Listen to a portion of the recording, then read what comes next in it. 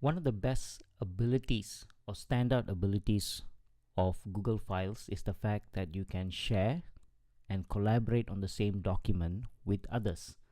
Now here I have a file, my first file, and I'm going to first change the name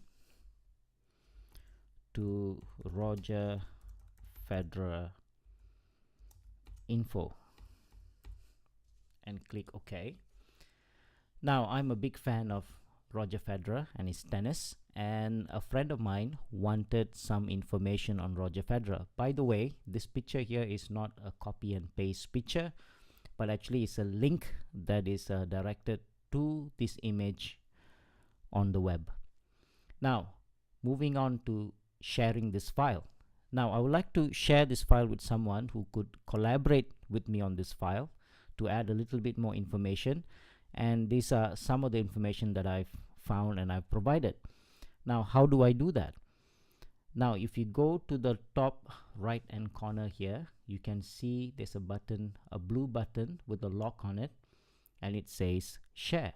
Now when I hover over it right now, it says private to only me, meaning this file is only viewable and editable by the creator and the owner of this file, which at this point is me.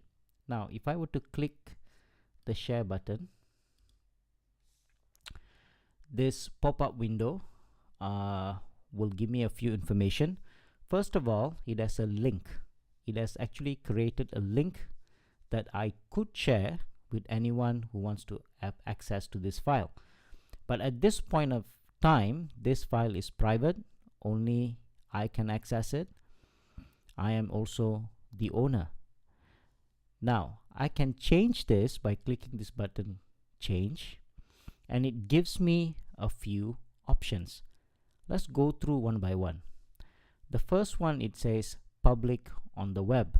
Now if I were to click this, this will make this document publicly accessible to everyone on the web, and no sign-in is required. If I were to click anyone with the link, what I could do is, remember the link that I showed that was created when I created this document? That link can also be shared with anyone through email or through a web, through a blog, and again no sign-in is required. Or I could click this, people at Creative Think Labs can find and access. This is my domain. Now if you have a school domain, if I were to click this, means this document is only searchable and can be found within the domain itself and not on the web as a whole. If I were to click the next option, it says people at Creative Think Labs with the link. Now only people within this domain with the link can access. So there's two requirements.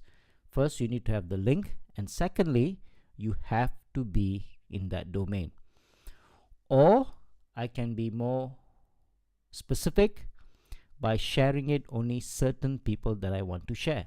Now one of the things you would have noticed is as I click through all this button, there's what we call access. Now if I were to click here, it tells me that I have three options. Either the person I share with can view it, they can just view, they can't edit anything. They can comment, that means they can only put in comments. And if I go back to the top right hand corner, you see there's another button here that is called comments. So this is what this is referring to. Basically I can have someone look at my document and make a few comments. Or I can click this, meaning that the person who has access to my document can actually edit it and collaborate and work together with me on that document.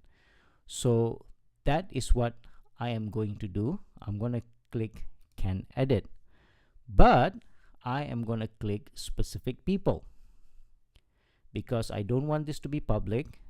I don't want to share it with more than one person, and the person that I'm going to share this with is outside of this domain. So I'm going to click save. Now it gives me an option. It says invite the person that you want to share with. It says enter names or email addresses. So at this point, I am going to enter an email address.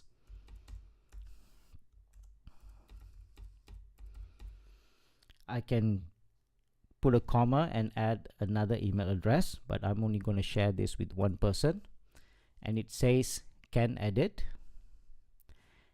And this button is checked so that the person will also get an email saying that a file has been shared with me. Now I'm going to also add a message. I'm going to share Imagine if. Please collaborate with me on this file.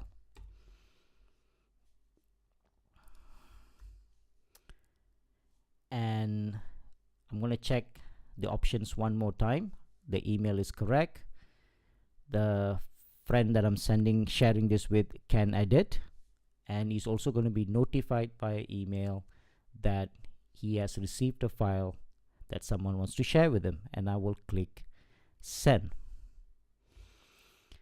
It says here you are sharing this file with someone who is not in the Google Apps organization that this item belongs to.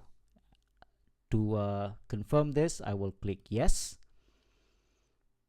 and you will see that that person is actually me on another account, and this file right now has been shared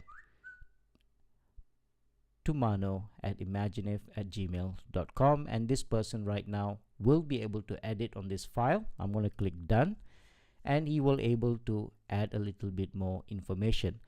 So this is the gist of how you can share your file with another person so that you can work together on that file.